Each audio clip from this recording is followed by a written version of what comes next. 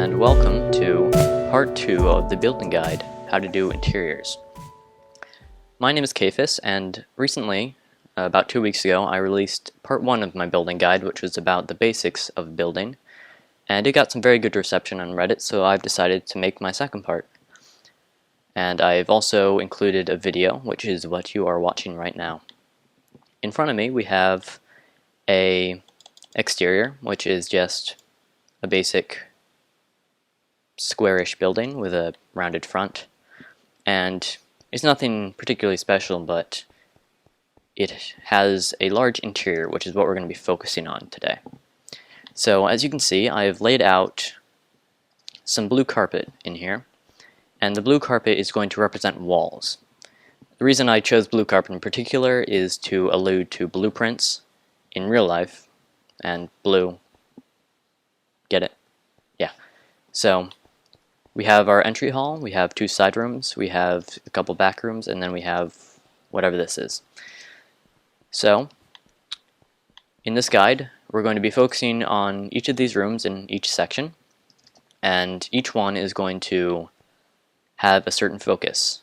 Like some may focus on floors, some may focus on ceilings, some may focus on furniture, and some may focus on lighting, and I haven't completely laid it out yet. I'm sort of making it up as I go along. But don't worry, it is somewhat planned. So I'll be right back, and we'll start on the first room.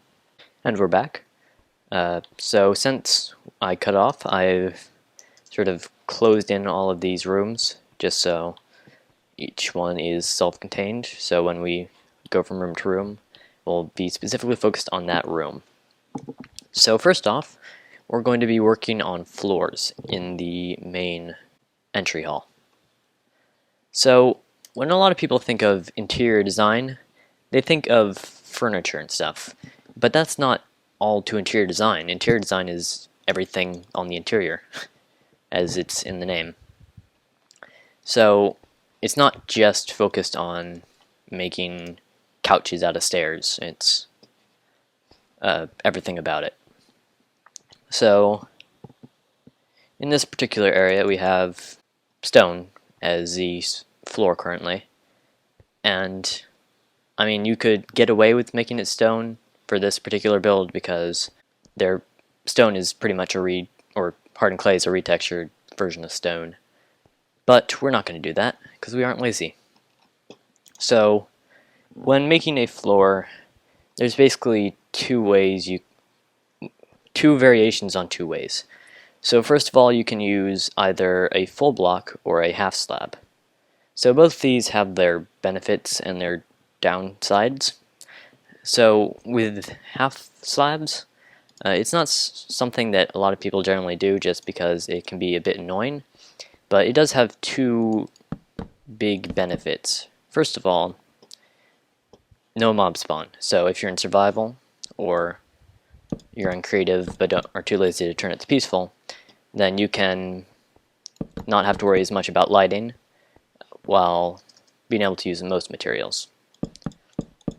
And also, it's easier to create some more interesting furniture when you have half slabs for floors. We'll get into that later in the furniture section, but for now you can just take my word for it. And another thing which a lot of people don't quite realize is that everybody wants these double half slabs where you can do that and that, but you can't do that right now because the way block IDs work. But if you are willing to have a half slab for a floor, what you can do is that on your ceiling, on the floor beneath, you can put a half slab on the top half, and then you can just do this. And so it only takes up 1 block, but you still get 2 different materials. So that's a handy little thing if you're building multi-story houses. So besides that, you can also figure if you want to use 1 level for the whole room, as in just 1 flat floor, or if you want to do a 2-leveled room. So for example, if we were to take these 2, we could maybe have the entrance hall right here, and then after a certain Oh, wow, I messed that up a bit. But after a certain period of time, it might go up a bit, like that. And this can be a good way to add depth to a room without having to use stairs in the floor, which I know a lot of people aren't a fan of.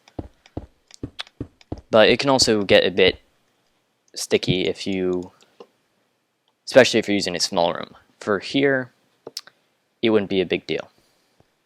And also, the other problem with that is that you might end up having different doors in the room on different levels. So if you had a solid block here, but then you went up maybe a half a block or just a full block, you'd have to make this door a block higher, and then it just messes everything up. And I'm back, and I have built a floor. So, as you can see, I went with a multi-layered floor to add the depth, and it also helps give sort of a grand effect, if you can call it grand. And what I did is that I just raised the whole thing past this point up a block so that none of these doors were at different levels, and instead of digging out all these blocks and replacing them, I can just place over. So this is sort of an effect that you might see in real life in an actual entry hall, and it's also the reason I used wood, is for more of a real life. Because normally I would not use wood in combination with clay, just because it's a very sort of roughish block and a very smooth block. But this is a build that is alluding to real life, so I decided to use wood instead of maybe stone or something. So now that we have floors done, we're going to move on into another room and do furniture. And we're back. This time I've pre-built everything in this section just to make everything run a bit more smooth.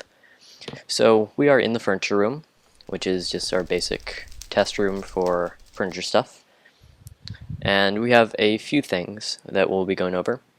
So first off, we have this fireplace. So this is one thing that I'm specifically going to be talking about in the video and not in the guide, just for a bit of exclusivity, because that's a word. So basically, fireplace is just a nice addition to sort of a family room sort of area.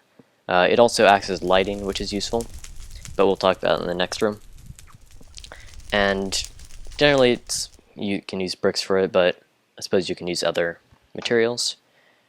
But it's always, make sure that you know what you're doing when you're making a fireplace, because fire acts sort of strangely in Minecraft depending on the update that you're in.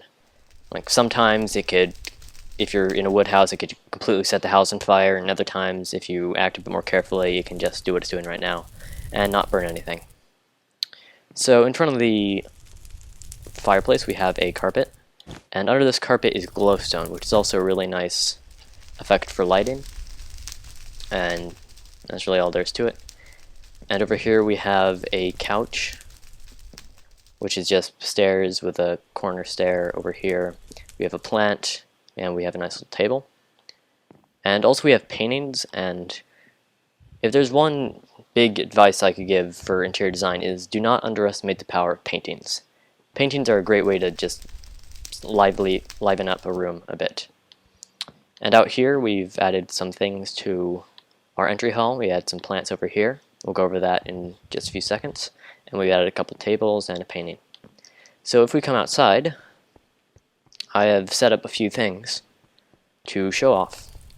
So here we have a few versions of tables. We have the ones that you saw in the entry hall. We have the one that you saw in the furniture room. And also we have this, which is just extended pistons. We have redstone torches below them. And this can work pretty well if you don't mind the upper piston texture. And also we have this, I should probably explain this. So what you can do is that you can put a stair like this, rotate 90 degrees, stair like this, and like this, and you make this sort of 2-block pattern with a 1 block in between, and it's sort of neat. And you can also do this with carpets for a similar effect to this one. And the main problem with this is it's a 1.5 block tall, so it may be impractical in a lot of use cases, but you can make it one block tall by just putting carpets on top instead and get a similar effect. And you can do this with any sort of stair. You cannot do it with snow tops, which is saddening.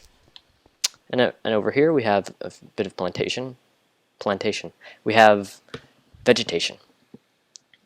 So here we have things we saw in the entry hall with a cactus in a flower pot, and then 2 leaves on top. Then we just have a regular flower pot with a flower in it. And then you can also use a fence and then put 2 leaves on top of that, and it creates sort of a mini tree, which is sort of neat. And over here we have seating. So first off, we have the couch that you saw in the furniture room.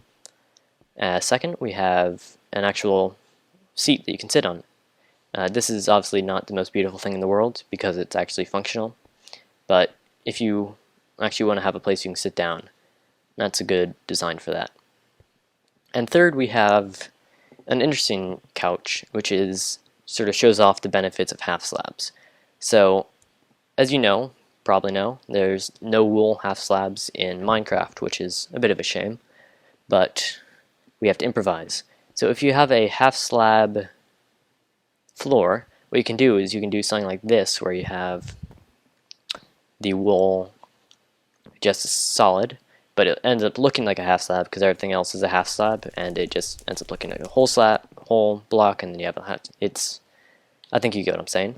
And then over here we have a lighter wood to sort of form the back of it, and this is also a half slab. So it ends up looking like a half slab and then a full block, when really it's a full block and then a half slab. And you can create some pretty cool effects with that, but we're not going to get too much into that. You can experiment. I keep seeing this slime over here. Oh, yeah, there he is. I guess Peaceful isn't quite holding up. So that's all the furniture I've laid out for now. Now that we're done with this, we're going to go back inside, and we are going to go over lighting. So let's move on into the next room. And we're back. So I'm in the lighting room right now, and once again I've pre-built this. So we have a few examples of easy ways to add light to your interior. So it's going to be a bit of a shorter section just because I don't want to spend too much time on this. So first of all, there's 2 main light blocks you're probably going to use. I'm not going to include torches in this, mainly because torches generally don't look good. Though, just a little quick thing, my inventory is a bit glitched at the moment. A easy way to make torches look good, as long as you're in a medieval setting or something of the sort, is you can make a torch. And by the way, to do this, you just place down an item frame, and then in this little area outside of the item frame where it's still in the hitbox, you just place a torch. And then in the item frame, you place an anvil, and it comes up with like a nice little torch holder. So that's just a fun little thing. So anyways, lighting. You have your glowstone and your redstone lamp. And the redstone lamp needs power, which is why it's a lamp and not just a regular block. So that's how that works.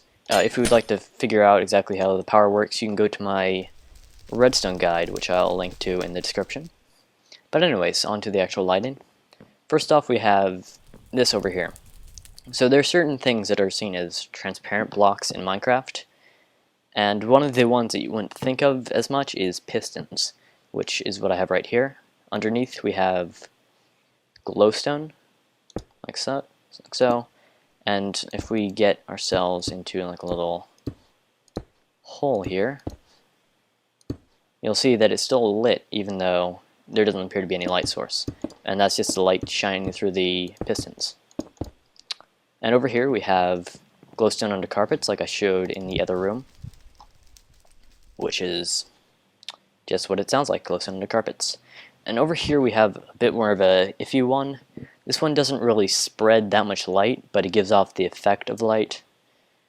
So if you place glowstone under a upside down stair, it will look like it's giving enough light, but not actually increase the light level.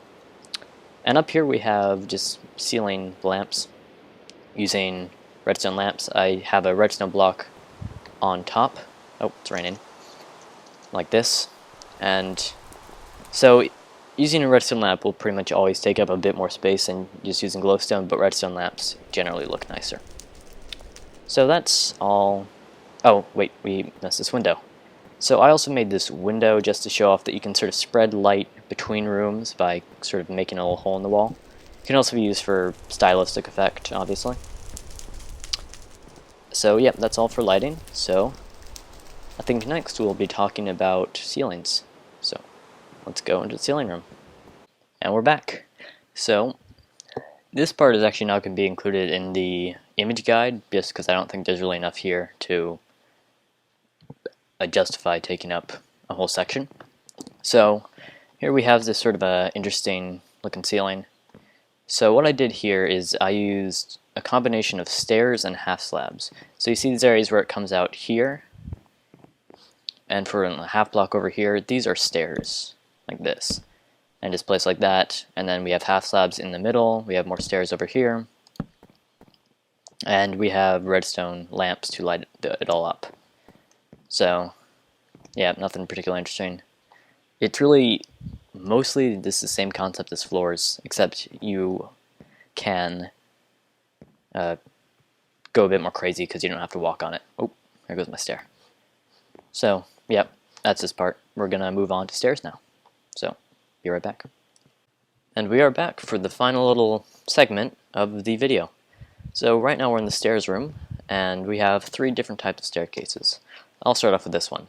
So first off, this is, you may have seen it in some places, and it's basically the smallest footprint you can get with a staircase while still not having to jump or do any sort of work. So this obviously is it works as a staircase, but it's really ugly. So try not to use this unless you're doing a purely functional build. And over here we have a similar concept, but it looks a bit nicer. This glass in the middle, this doesn't have to be here, obviously. It's just a thing to keep you from falling. You can, probably a better idea would be some sort of nether brick fence or any sort of fence, or just blocks. So this takes up a bit more time, but it just ends up looking a lot nicer, and it gets the job done. And then over here we have the what you'd probably normally think of as a staircase, which is this big 2x2 with actual stairs. And so this is good if you want to build a grand staircase or like a main staircase in your house or building, but it also has a pretty big footprint, so if you don't want to take up too much room, this is probably not the correct staircase to use. And so that's all we have for staircases, so we're going to move on into our final room now, which is the functional room. So this is a room that you might actually see in a survival house. So over here we have 2 furnaces, we have 2 crafting tables, and we have 5 chests. If you're wondering how I managed to get these 2 chests right next to each other, you use a chop chest and you put it next to a normal chest, and they can be right next to each other. So we modeled this a bit off of a kitchen, as you can tell by the sort of cupboards up here, the kitchen counter, and the floor. So it also does combine many of the things except for the ceiling, because I sort of forgot about that, sorry. So with the floor, it's just a checkerboard pattern, pretty simple, and under these little black carpet pieces we have glowstone, so it sort of lights the whole thing up. We have a bit of furniture up here, have a bit more lighting, we have windows to make the area look a bit nicer, and most of all, it just works. You can store stuff in here, you can cook things in here, you can craft things. And so this is just sort of a culmination of everything. So, really, that's it. So, I hope you enjoyed watching, and hope you learned a bit. And if you liked, then you can leave a like on the video, and if you really liked, you can subscribe to my channel. And make sure to check out the other channels that I'm, I guess, related to. I'm part of Arlibru, and we have 3 other members and a main channel, so you can check out for some of their content. But that's all for this video, and thanks for watching, and until next time, goodbye.